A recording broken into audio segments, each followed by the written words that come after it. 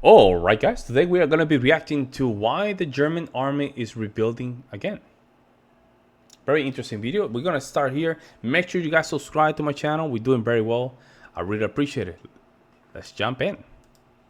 Paper. It's their first ever national defense strategy, and its 76 pages outline a radical new plan for how to confront the security challenges they're faced with. It's kind of like having a vision board where you pin up and share all your aspirations and goals, but for a bureaucracy. This was paired with a revolutionary increase of $107 billion in military spending over the course of 3 years.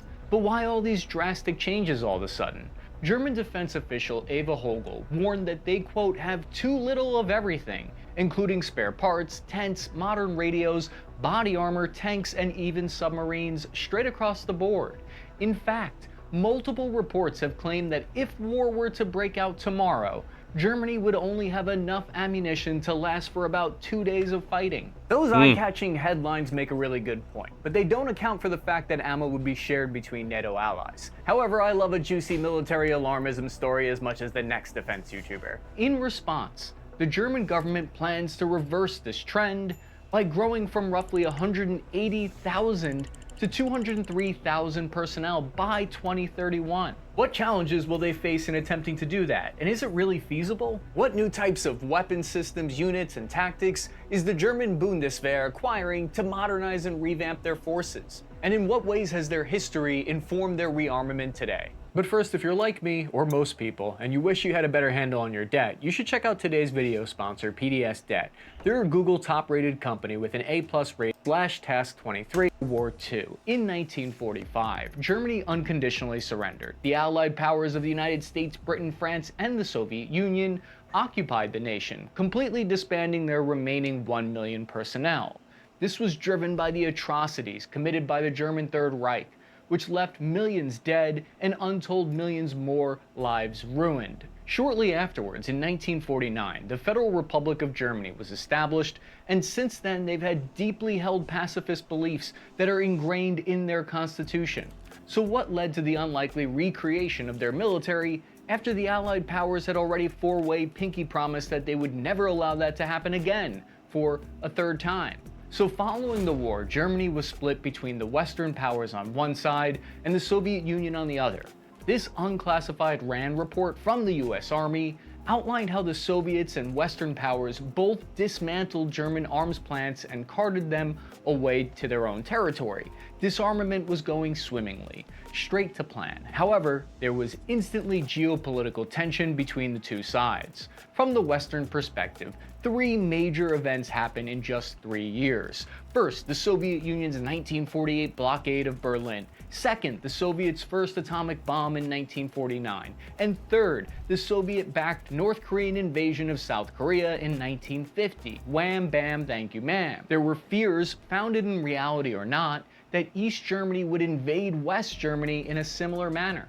Many people forget that the Warsaw Pact maintained a conventional superiority over NATO, with an imbalance of power strongly in their favor. This declassified top-secret CIA report admits of a vast numerical disadvantage for NATO.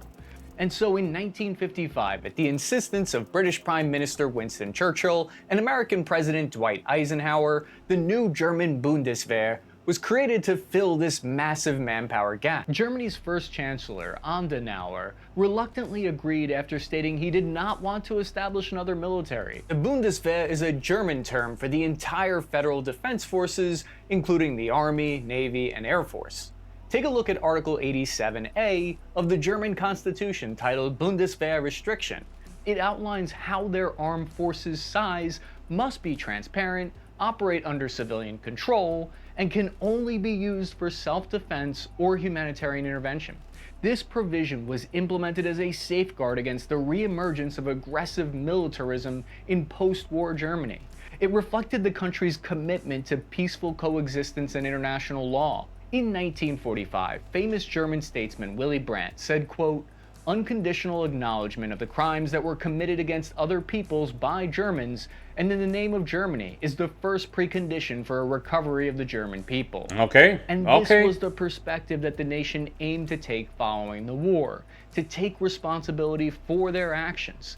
And so in 1956, compulsory. So it seems like between the 1945 and 1950, that 5 year differences, that's what really make up for creating the Bundeswehr.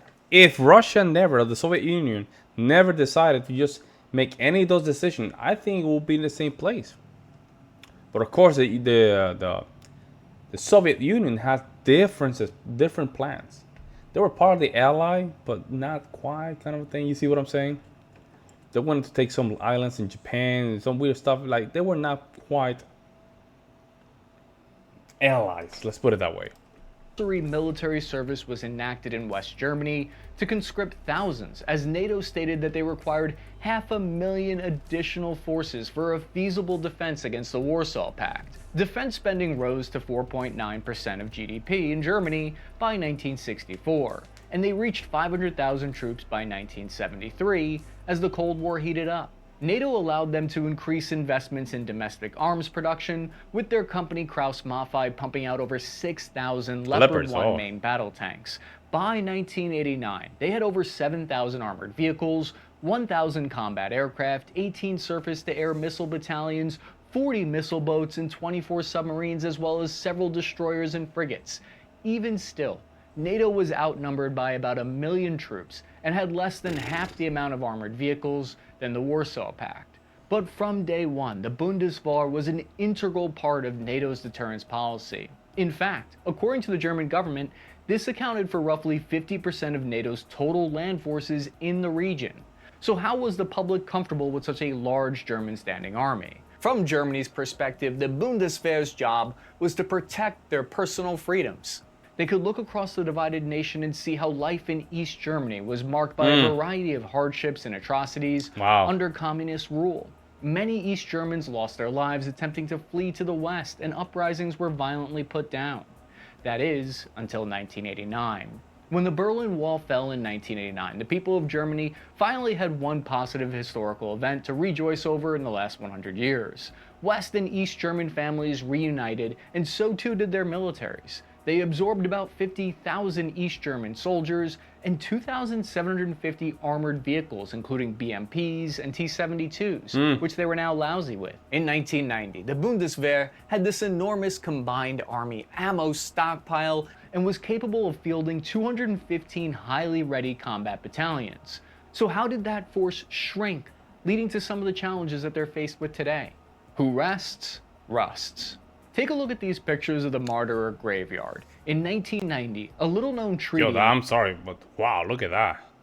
Is that a real picture? Damn. That's a real picture, I guess. Pictures of the Martyr graveyard. In 1990, a little-known treaty on conventional armed forces in Europe was signed by NATO and the Warsaw Pact. The agreement placed strict limits on conventional weapons for both sides. Over 52,000 armored vehicles, including hundreds of German Martyr IFVs like this, were torn apart and destroyed in the first 2 years on both sides. This is the year when defense spending fell below 2% and would stay that way for decades in Germany. Since there was no longer an immediate... But why would you destroy the armored vehicle? Why? That makes no sense, guy. Am I missing something here? At least sell it, but don't destroy it. Security threat on Germany's borders, their large standing army had less justification. 10 years later, by the year 2000, they were cut down to 300,000 troops, and defense spending fell to 1.3%. Between 1987 and 2014, the US military closed 34 bases inside Germany and shrank down from about 490,000 troops to a low of 67,000 stationed there. In 1990, they took on their first foreign peacekeeping mission in Kosovo, and in 2001, Germany deployed in support of combat operations in Afghanistan. In 2003, the German government was the first allied nation to condemn the United States' decision to invade Iraq and refuse to send forces to support the mission. The international financial crisis of 2008 saw further cuts to Germany's defense. By 2011, their forces shrank to their lowest number of about 177,000 soldiers. That same year, the German parliament suspended military conscription 55 years after it was introduced. Germany had gone down from 215 to 34 battalions. And that is This graphic created by dangerous. People have no idea about how dangerous this is. I mean, people don't really understand how dangerous it is if you don't have a strong military, guys. That means that your sovereignty is at risk. Your sovereignty as a nation is at risk. You cannot have a nation unless you can protect it from the outside invaders. Even that, if you have an internal uprising, if you don't have a strong military, right? There's no way you can enforce the current law because you don't have the military. Why would you do that? Let me know what you guys think. The German publication Spiegel International visually shows just how much the Bundeswehr shrank from 1989 to today. Tanks down from 4,700 to 300, Wow. 18 less submarines, and 390 less combat aircraft. Peace is not everything, but everything is nothing without peace. At the end of the Cold War, as more countries chose to join the NATO alliance, Germany has since enjoyed a new geopolitical reality in Central Europe. They're now surrounded on all sides by allies. Looking to the left and to the right, Germany can only see friends as far as the eye can see. Instead of being on the front lines of an ideological battle and possibly ground zero for a third world war, Germany no longer had to carry that burden, which had now been shifted over to Poland and the Baltic states over 400 miles away. Germany and other European countries then benefited from a concept known as the peace dividend, which emerged as a popular phrase at the end of the Cold War. Peace dividend refers to the economic and social benefit that arises when a nation reduces its military spending and reallocates those resources to other areas of public spending. During this time, Germany became an economic powerhouse in Europe with an explosion in productivity. And personally, I think these things are good. It's a good thing that the military was able to shrink during times of peace. However, sometimes that can lead to outright neglect. There have since been reports of shortages Not only that, again, you become it's this thing that goes, strong man creates good times create weak men, and weak man creates bad time. And bad time creates strong man. You should never, I'm not in the belief of decreasing your military. Because right now, you see Russia just see that, and they're like, oh, perfect. We are just increasing our budget spending when it comes down to the military, and they're decreasing it. We're ready for it. And here's the thing, guys. In my personal opinion, let's say all of a sudden Ukraine's fall. Boom. And the entire country of Ukraine is taken by Russia. Now Russia's right there in your corner. They don't only need 1 or 2 years to just really, they didn't need propaganda for 1 or 2 years to just get a lot of those men in Ukraine to go now fight for Russia. That's another 2 million, potentially 2 million or 1.5 million new soldiers. Now they can just continue to invade if they wanted to, right? If they were smart. However, I think Germany taking this threat serious, and Poland is a testament that there are some concerns. Let me know what you guys think. Body armor, 40-year-old radio equipment that's analog and easy to intercept transmissions, including low readiness levels for key armored vehicles that are a consequence of these cuts. The enemy of a good plan is the dream of a perfect plan. In 2014, they slammed on the brakes on this trend. Russia's annexation of Crimea changed the entire conversation. In 2015, just a year later, the German government decided to refurbish 100 previously mothballed Leopard 2 tanks instead of melting them down. In May 2016, we observed Germany approve a reversal in their policy by lifting personnel caps. On the strategic level, this is when we see Germany openly say in their government defense documents, quote, German security policy also has to take account of developments in geographically remote regions, insofar as they affect our interests, end quote. They're articulating for the first time that their national security has shifted from defending their own territories to helping defend their allies. Zeitenwende. It's a German term that roughly translates in English to turning point or changing of an era. It signifies a transformative period in history. In February of 2022, days after Russia's invasion of Ukraine, the German Chancellor Olaf Scholz used this term in his speech to describe the upcoming changes in their defense policy, reaching 2% of GDP for the first time since 1990, Wow. Zeitenwende, being able to deploy a whole division of 30,000 troops to support NATO, boom, Zeitenwende, breaking the taboo post-war policy of not exporting arms to a war zone by sending tanks and heavy weapons to Ukraine.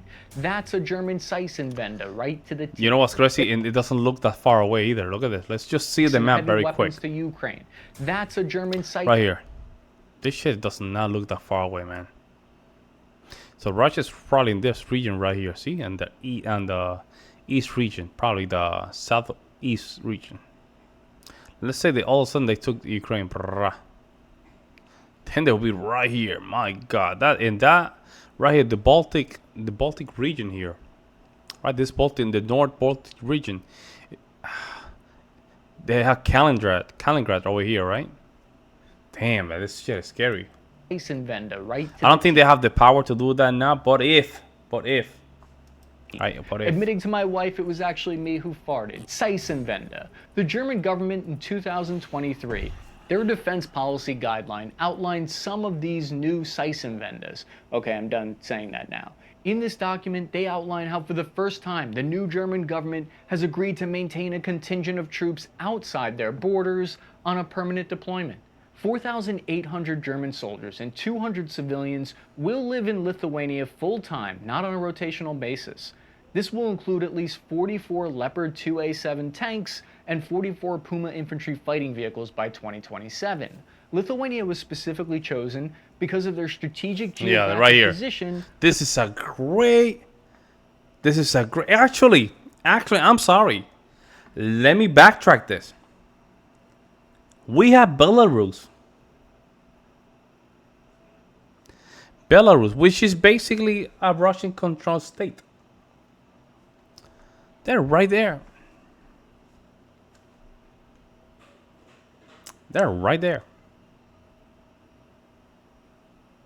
And that means, right, if Belarus, let's say Belarus goes full annexation, and they annex to Russian Federation. I don't know if that's going to happen, but let's see. I'm telling you, it's a wrap.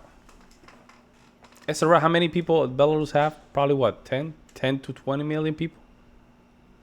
That's another what?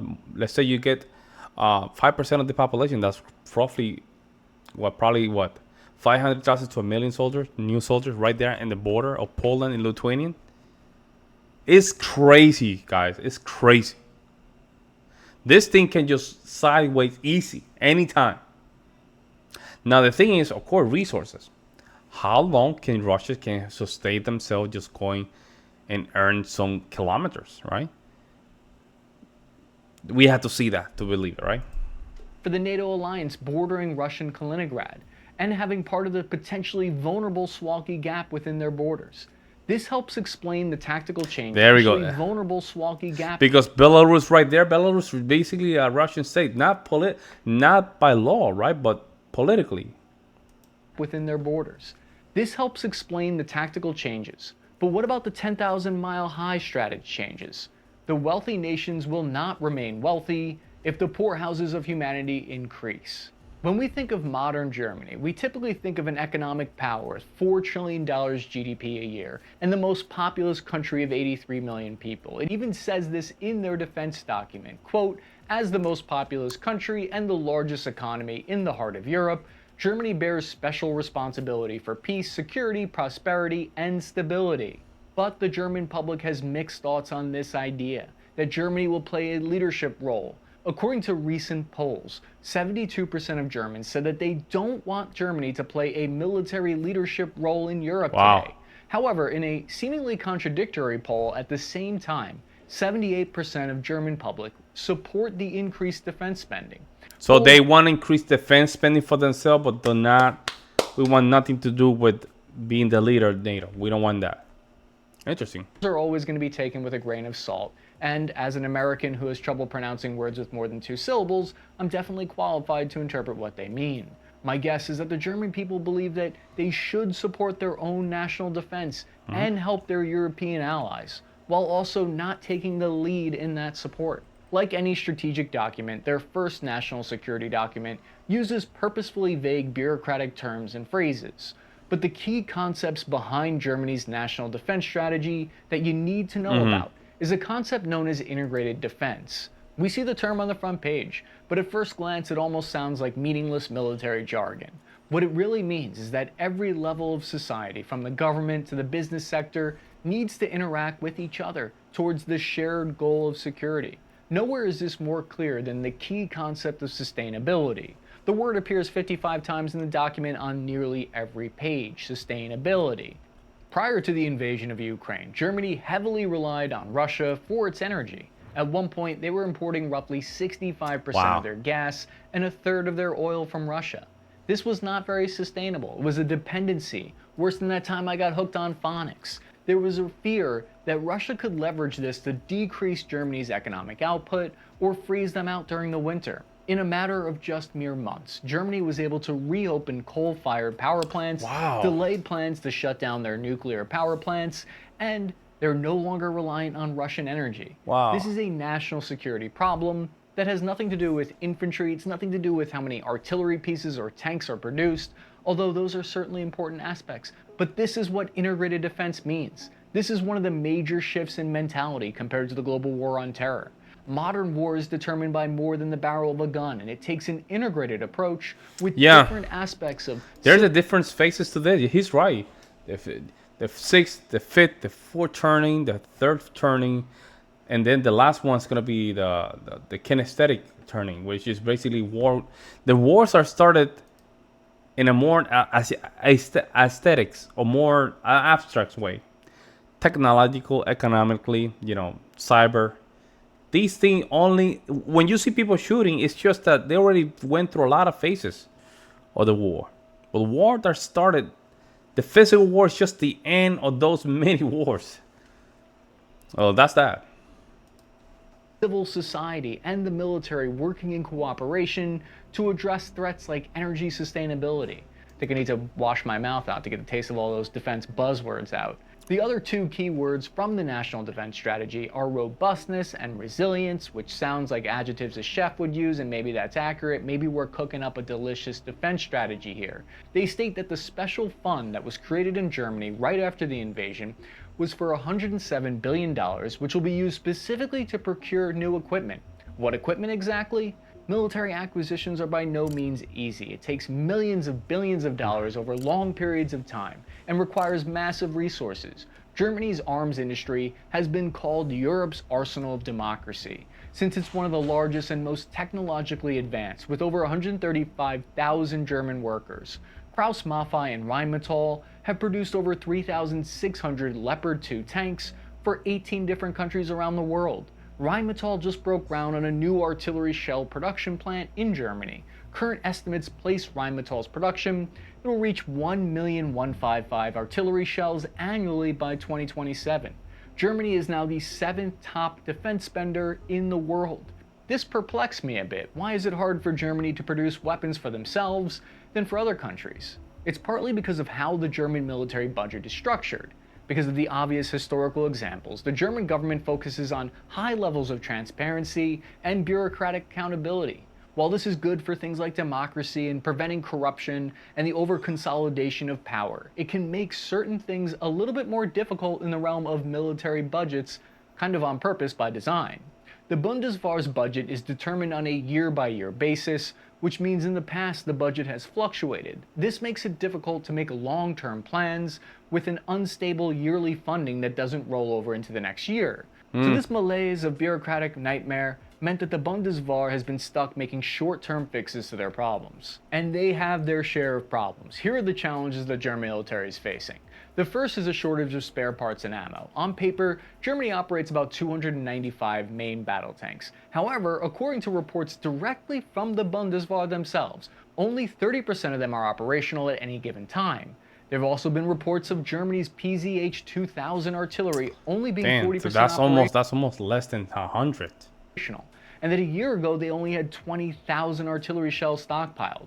In Western militaries like the United States, the term operational can be difficult to pin down. In the United States, for instance, if you break a windshield wiper on a truck, it's considered to be non-operational. However, some units in Germany are genuinely experiencing readiness problems due to budget cuts. A recent live fire test found that 18 out of 18 of the Bundeswehr's Puma infantry fighting vehicles had malfunctions in their turret, preventing them from firing, which led to Germany pausing orders for that vehicle. Damn, This that's all so reminds me of sad, something we used to man. do in training. That is so sad. I didn't know this, guys. I did not know this. You guys have to let me know in the comment section below. In the American military, anytime we were Golly. doing training without blanks, we would yell budget cuts every time we pretended to fire because they weren't issuing blanks or ammo to train with. Orders are being made though. Germany currently has plans to upgrade their mechanized infantry forces with 133 of the latest iteration of Boxer heavy weapons by 2030. These will be the core of what Germany is calling a homogeneous brigade on wheels that will see the addition of the Patria 6x6 vehicles. These lighter armored vehicles are intended to serve more behind the lines in support roles rather than direct combat positions. Add to this an additional 18 of the next generation Leopard 2A tanks and up to 28 new PZH 2000 artillery pieces. This is all done to help increase numbers, which might be one of their most difficult challenges, because Germany has an aging demographic and nearly 20,000 troops leave the service each year, which means that they would need to recruit 22,000 every year to hit their target of gaining 18,000 new soldiers by 2031, something that just does not seem to be possible right now at the current rate. Germany is now beginning the replacement process for a fleet of multi-role Tornado aircraft designed in the 1970s. Wow. Germany's ordered 35 of the F-35As from Lockheed Martin, the first fifth-generation aircraft in the Luftwaffe, in addition to the 15 retrofitted Euro aircraft for electronic warfare. However, these can only cover down on a handful of the missions set that were carried out by the Tornado and aren't intended to replace it fully. The idea behind this special fund of $100 billion is to be able to take advantage of the present state of the military technology and move past the bureaucratic red tape that has held the Bundeswehr back. This massive injection of funds into the German defense industry is supposed to allow for longer planning horizons, which gives the military and the private industry the time they need to broker deals, rebuild ammo stocks, and conduct proper research and development, and properly integrate the shiny pieces of hardware. Everything has an end, only the sausage has too. Despite the addition of 100 billion euros to their budget, progress so far has been slower than hoped. Over a year after the increased budgets, criticism began to arise that the German army had even less equipment than the year prior, and that none of the 100 billion had been spent yet. This might be the first time I've heard people complaining that the government spent no money.